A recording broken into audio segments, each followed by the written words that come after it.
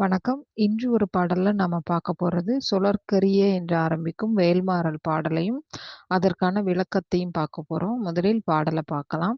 "சுழற்கரிய திருப்புகழை யுரைத்தவரை அடுத்த பகை அறித்தெரிய உருக்கேழு மரத்தை நிலை காணும்."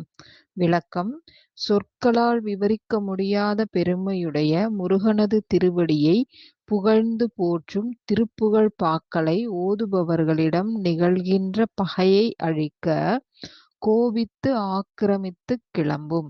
அதாவது திருப்புகழோட பெருமையை சொற்களால் விவரிக்க முடியாது. அப்படிப்பட்ட திருப்புகழை பாடக்கூடிய முருகனது அடியார்களை ஓது அடியார்களை நோக்கி வருகின்ற துன்பங்களை அழிப்பதற்கு அந்த முருகனுடைய வேலானது பெரும் கோபத்தோட கிளம்பி வரும்.